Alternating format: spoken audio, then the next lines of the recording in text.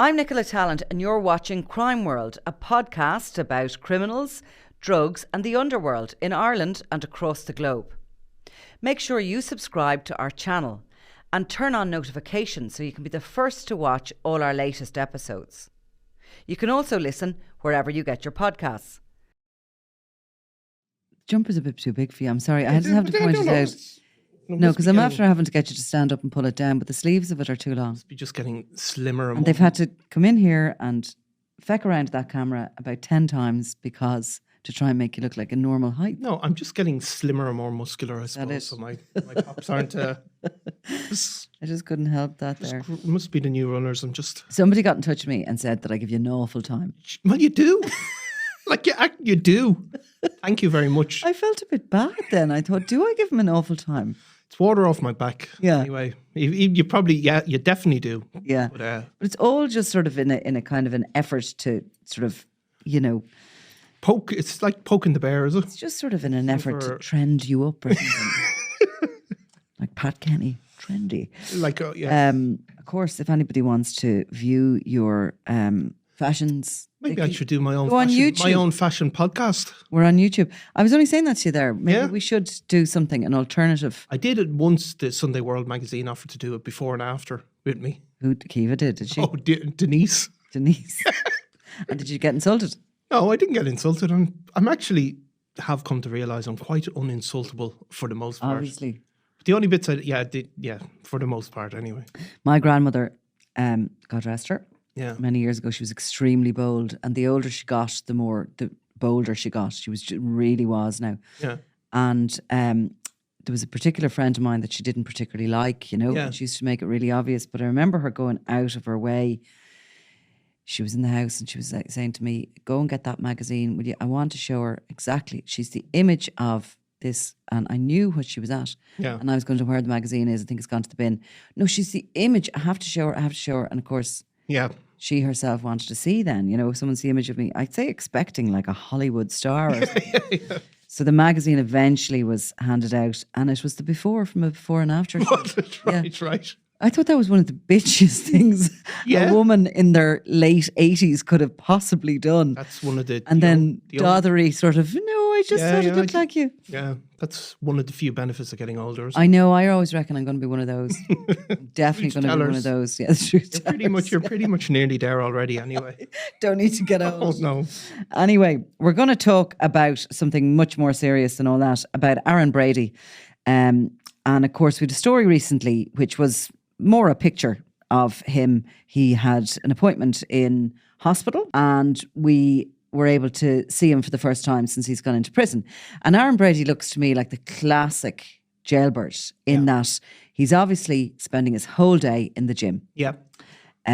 Looks very bulked up. Yeah. And, amazingly then, the pictures came out in the front. We used them in the paper, I think, and then later online. But very quickly, I was alerted to something I didn't realise existed, but it's a Facebook site and it's a campaign for Aaron Brady run by his father. Run by his father, and other members of his family are involved as well. And it was interestingly thanking me for, I wouldn't say it was quite that friendly, but it was sort of pointing out that I had helped with their cause and their campaign, because by pointing out and by using photographs of Aaron Brady, who was standing flanked by prison officers, I had proved their point. They said that he wasn't tall enough to have committed murder. No. So, I mean, the I think it's called the Justice for Aaron Brady campaign has been going really almost straight away after his sentencing and conviction. It's quite professionally run and certainly very dedicated. Like sometimes you do get these campaigns and they fall off after a couple of weeks, but it's mostly done through YouTube and Facebook. And so how long has he been in jail for? Well, he was obviously on remand for a period. He was on bail for a period of time, and then he was in He was extradited from the US. Extradited from the US in 2017. That long? Yeah.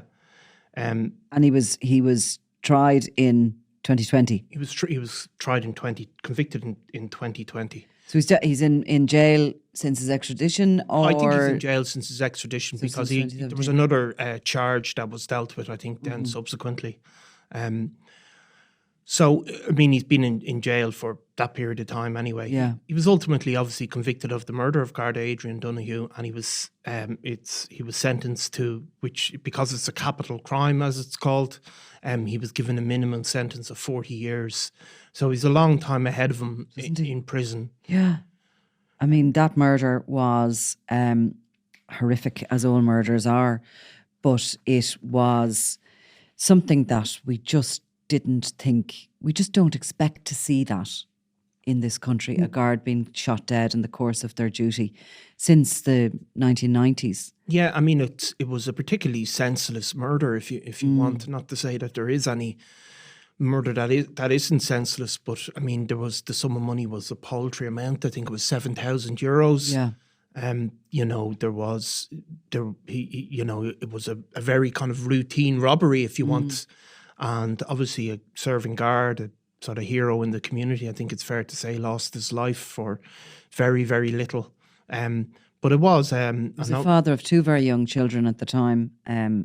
It happened, and... There was no, I suppose, threat against the raiders. It wasn't one of those situations where it could kind of... Why did they shoot? Well, I mean, I don't think that's ever become clear. Yeah. Obviously, the motive, part of the trial of Aaron Brady... part of the motive that was described in court by the prosecution was a motive for money, that Aaron Brady had been involved in a court case, that he was in need of cash, and that there were some text messages shown to show he needed this money.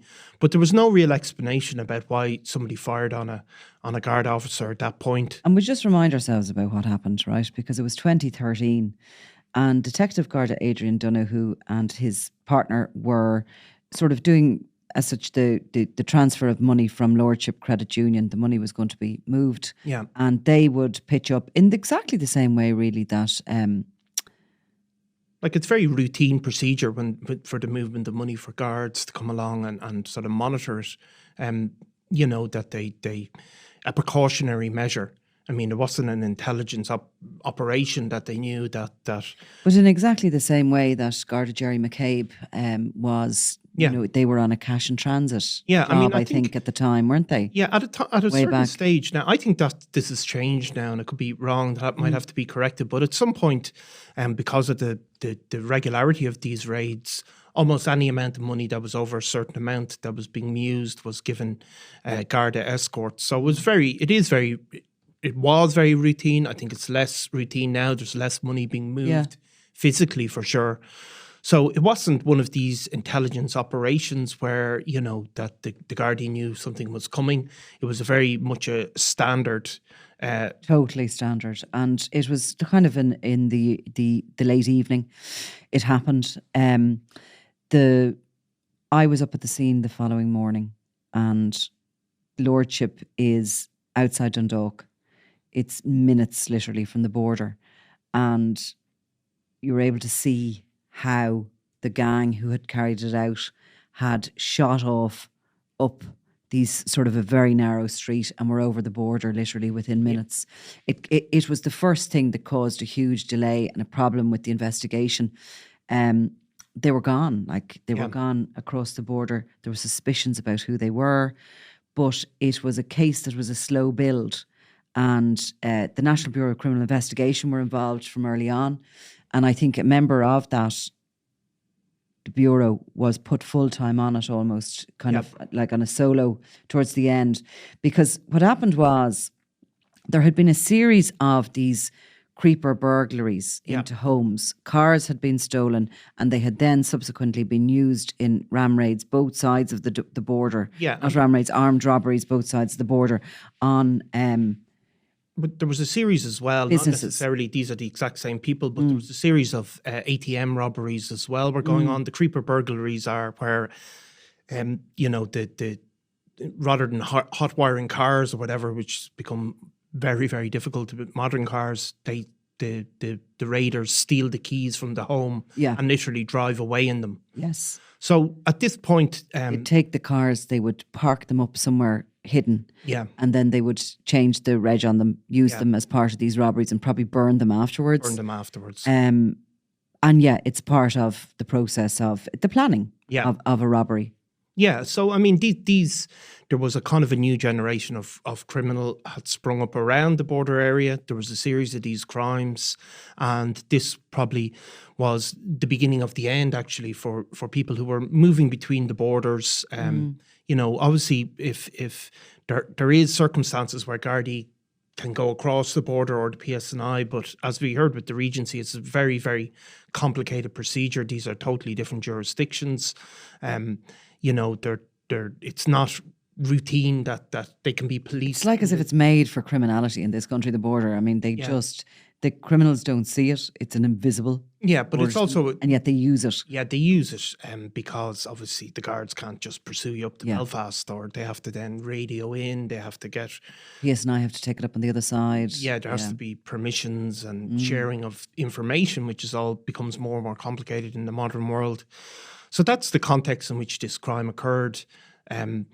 Obviously, then in the aftermath, there was ultimately a car was found burnt out. So they would have known, the gang would have known that the police were going to be there. Yeah. And when they, you know, when the money was being moved from the credit union, there was 5 of them, wasn't there? And a sixth was a getaway driver. Yeah. And not all have been brought before the courts, although a number of them have. Yeah. And have been convicted in relation to the robbery. Aaron Brady's the only one convicted in relation to the murder. Yeah. But so the explanation for the shooting of... Well, I think Garda Donohoe, did he not get out and sort of go to speak to them? Yeah, but I mean, they were believed, this gang to have carried out, members of the gang to have carried out a lot of robberies. They would have been in a situation that they could have been over the border in a few minutes and away. Yeah. And they just didn't need to do it. No, they didn't need to do it. And obviously there has been no explanation why he was shot with a shotgun, you know. And there may never be if somebody panicked or somebody had an agenda, or, you know, we can't know. Yeah. Beyond somebody confessing to the crime and telling their own, giving a motive, it's just not clear. But either way, he was, you know, shot at close range with a shotgun. And the person murdered him, because you're going to know, shooting somebody like that is the consequence of, you know, murder is the consequence, you know? Yeah. So, I mean, I think in the aftermath, it wasn't, like, there wasn't straight away suspects, was there? Or there was? I remember having all those names within a couple of days. Yeah. Yeah, definitely there were suspects, because the gang were, you know, known to have been carrying out these kind of robberies. There was a bit of an MO to it. It was similar. This wasn't something that was, they didn't believe it was kind of an outsider gang or something random or anything like it. It was the similar MO, the getaway driver, the moving out of the jurisdiction within minutes of the crime. And in this case, I think when it eventually came to court, a lot of it relied on circumstantial evidence, including the fact that all the phones went dead at the point of the robbery. Yeah, so this is part of the campaign that you see, and it's been repeated by other supporters of Aaron Brady on social media, that there is no, there's no smoking gun, and that he is being convicted alone on circumstantial evidence. And this is obviously given as a kind of a condemnation of the conviction, that it's just circumstantial evidence. But it's a well-established procedure in Irish law that people can be convicted of murder on circumstantial evidence. We've just gone through the Regency trial, where, again, the state was bringing a case based on circumstantial evidence. It's been put up as you can't convict people on this. But of course, you can, and people do get convicted of circumstantial evidence. We've spoken about these cases many times. Freddie Thompson is a classic. Graham Dwyer, Joe O'Reilly, just to pick out some of the most famous murder trials in Irish history. Something being circumstantial does not rule it out.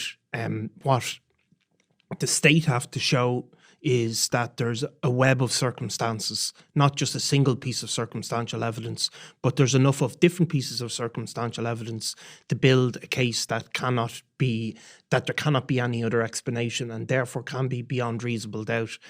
And obviously there's different people say different things in terms of supporters of Aaron Brady, but I did hear that said that this means the conviction should be null and void. But of course it just doesn't under any reading of Irish law. And part of the case against Aaron Brady was that he went to the States and boasted about what he'd done, that he went on nights out, and that he often spoke about the fact that he had killed a guard, and that he kind of made admissions while... Yeah, I mean, there was witnesses produced in court, two witnesses, one of them, a Dublin guy called Daniel Cahill, and a girl also called Molly Staunton.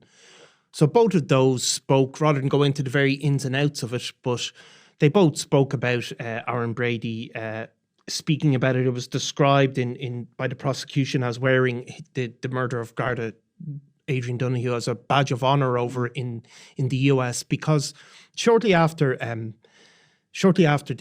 real investigation began, of course, Aaron Brady left the country. Mm-hmm. He first went to Boston and then ultimately ended up in the Bronx. And while he was in the Bronx, he was living in a place called Woodlawn, where there was a lot of Irish immigrants.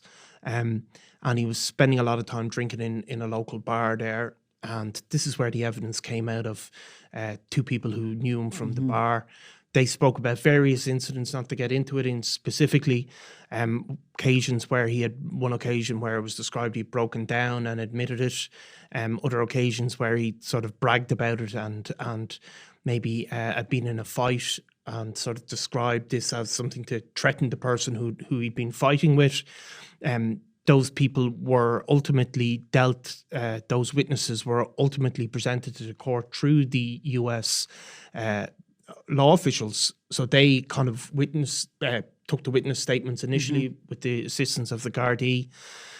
Now, of course, the Aaron Brady campaign, has said deals were done for these, but those people stood up in court and gave evidence. Aaron Brady is appealing his conviction, and that appeal is due to be heard in October. But he's also, him and a co-accused, Dean Byrne, is charged with conspiring to persuade a state witness not to testify during his trial for the murder of Detective Garda Adrian Donohoe. And they didn't want those two sort of cases to collide. So the appeal is going to be heard first. Now, he's also accused of recording the playing of a video of a witness being interviewed by the Gardaí, and thus embarking upon, I'm going to read this because it's quite a complex charge, thus embarking on a course to pervert the course of public justice between February the 20th, 2020 and May 7th, 2022. That was during his trial. During his trial, the court was told the video of Mr. Cahill telling Gardaí that he'd heard Brady admitting to murdering a Garda was circulated on social media. Yeah. So that is there, and that has to be heard, and he presumably could get another sentence. Yeah, I mean, he's already thrown onto that if found guilty of that. Yeah. The trial judge, Justice Michael White, described the dissemination of the video as the most outrageous contempt of court and a deliberate attempt to intimidate the witness. Yeah. And others who are to give evidence. Now, these cases are all before the Special Criminal Court, so there's no jury there. No. Obviously, they've yet to be convicted. I mean, there's other cases going through the courts currently. Aaron Brady's father, who's been at the front of this campaign, even recently was removed from or asked to leave one of the courts by a judge. Yeah. In sort of an associated case, because he had been making these videos and the judge was not happy about him commenting directly on live cases. So what I don't get is so I didn't realise this was there. Now I do, because he was referring and he was referring to myself and my journalism and all the rest of it. So I did watch some of it. Yeah. But what is the point of it? Because there's an appeal going through the courts. It's not like some sort of an online social campaign is going to have anybody freed or going to overturn the course of justice of a court. It's not going to cause the overturning of a conviction. It's sort of old school. I mean, I don't know. I suppose it is. Look, I mean, it's of course it's not going to. You would think it's not going to endear you to the state to be, for example, for his father to be subject to judges' criticism in a separate case. I mean, I'm sure it's heartfelt. Is this campaign suggesting that Aaron Brady was fitted up by the state in the same way campaigns in the past would have been put in place for, the Guildford Yeah, I mean, I think that is exactly convicts and that kind of thing? Is it that sort of old school? Yeah, I mean, I think it's, we see a lot of more of these sort of campaigns in the north of Ireland.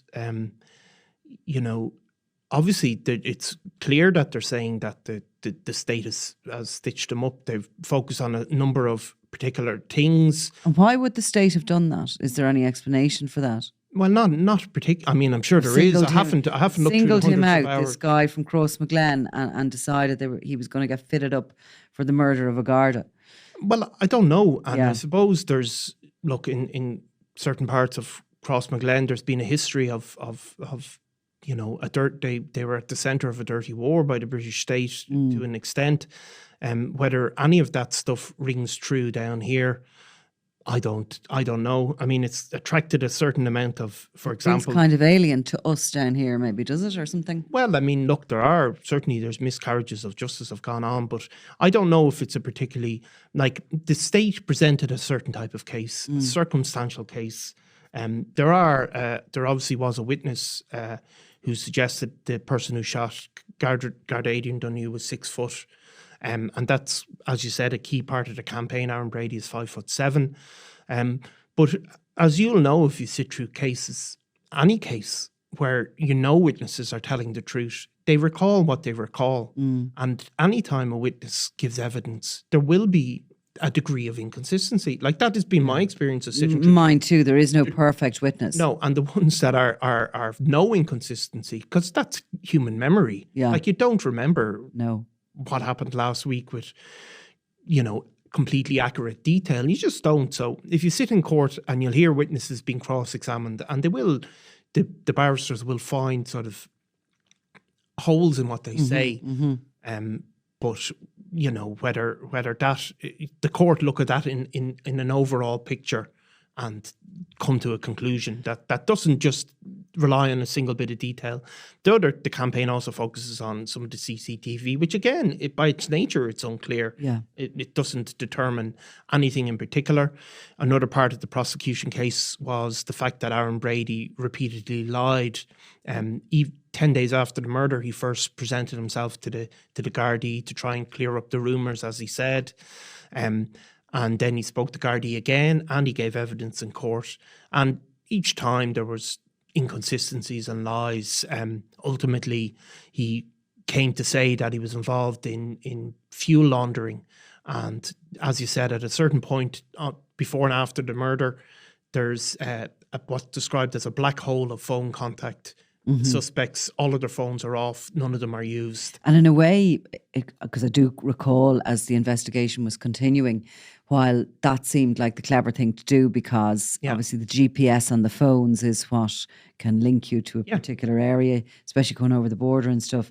But it was that this sort of synchronized phones going dead that pretty much sort of showed the picture of who was in the gang. Yeah, well, I mean, that's what I certainly... mean? It did the very opposite nearly during the early days of the investigation. Yeah, and Aaron Brady's explanation was that he was involved in fuel laundering, or he was doing something around fuel laundering at the time, and therefore, that's where he was, and that's why he lied initially. Yeah. That he didn't want to admit to that.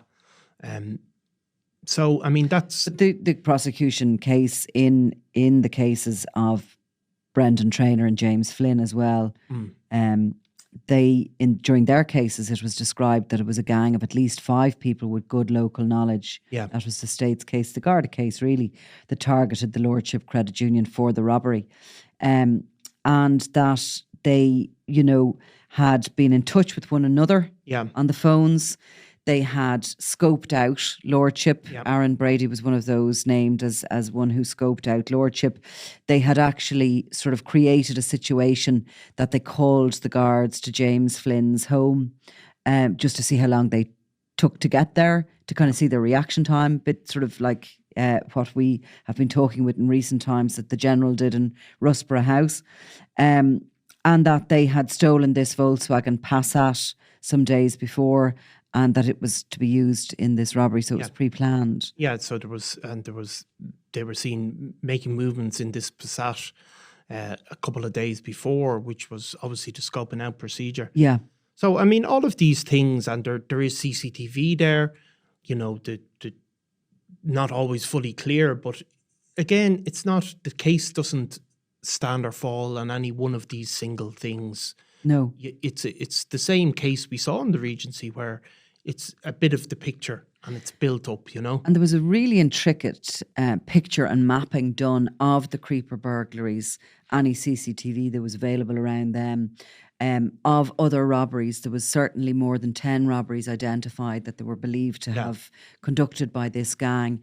And the Gardaí investigating it painstakingly went through every little bit of that to try and create a picture of what this gang were doing. I mean, it must be very hard to be investigating the murder of one of your own. Very hard to separate yourself, really. Yeah.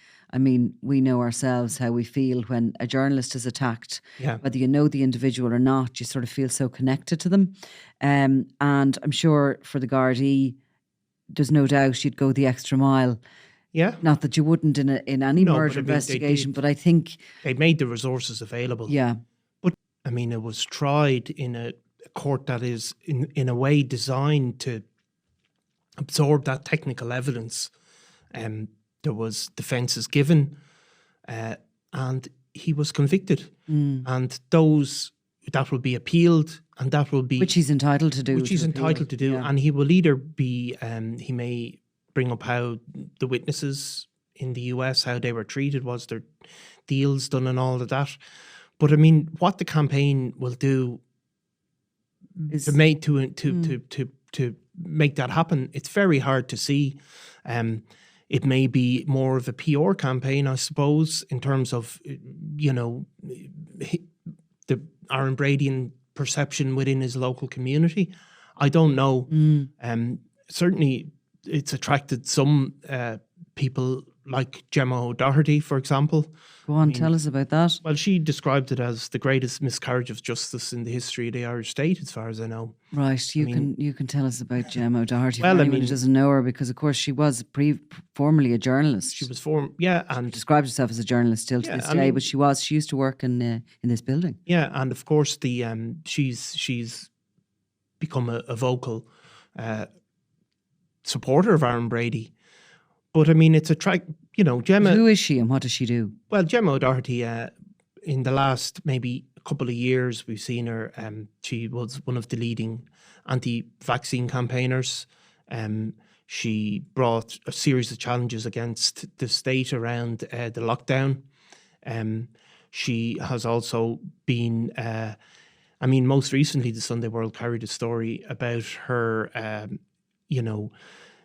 expressing views on the Holocaust, let's put it that way. What were the views? Well, the views were that the basic tenor of the views would be that the Holocaust was a hoax, and that the numbers are not correct, and that it's Hitler is misunderstood, and various views like that. She also has very alternative views. Let's put it mildly, they're and so I mean. And why does somebody like Gemma O'Doherty link into the likes of a campaign for the freedom of Aaron Brady? Like, how is that connection made? I think it's a general sense that the state is an oppressive thing that does engage in conspiracies. She certainly believes that the state engages in conspiracies against, as she would describe them, Irish people. And so therefore you have somebody and a family that are very vocally saying that this is a conspiracy and a stitch-up. And then that attracts people like Gemma O'Doherty who believe that is what the state does. And what's the benefit for a campaign for the freedom of Aaron Brady with linking in with Gemma Doherty? Like, what is their benefit? Well, I don't know. I mean, maybe it's a certain point. Maybe they thank anybody getting involved. I don't have a clue. I don't speak for them, but that's where we're at with that. There's an element of, it's one of those stories, the Aaron Brady one, that sometimes when you report on it, you get a pile on. Yeah. There's a few of those stories out there that you get. I think journalists are more and more becoming used to just ignoring those pile-ons. You'll either block individuals or you just ignore it, and Yeah, I mean, look, I actually saw an interesting interview with him with Aaron Brady's dad, where he was sort of saying that he admitting his son was no angel because he had been involved in stuff including like ramming a Garda car in Dundalk, and just saying that he wouldn't have done this, and maybe that's what he believes and it's sincere and all of that.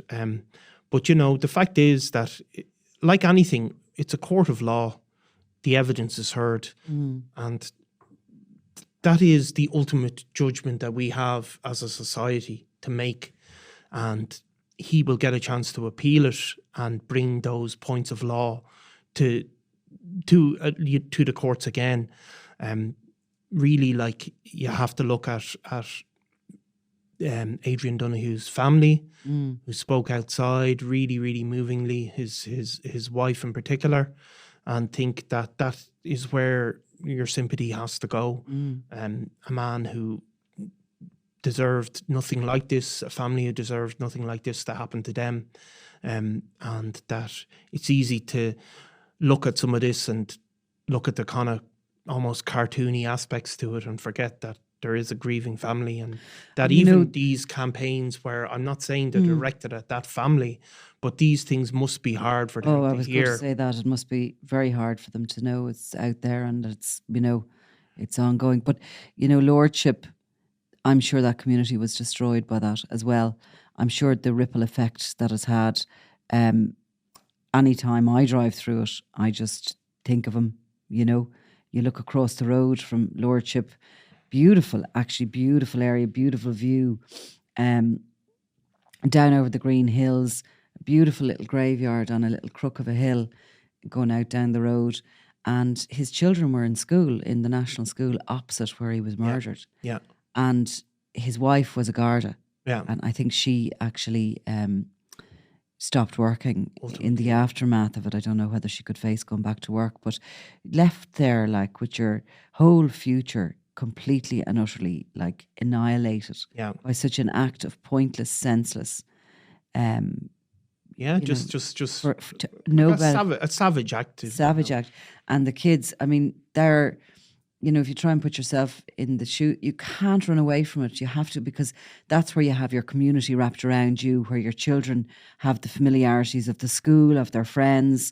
You might feel like wanting to just never going back there again. So you have to make yourself stay there, live there, for the sake of the kids, and yet you have to pass that place every day. I'm sure. Yeah, it's horrendous. It's so sad, so tragic, and everything, I suppose, to anybody who's lost somebody, a loved one in the family, tragically or early, every occasion, every single occasion they're missing.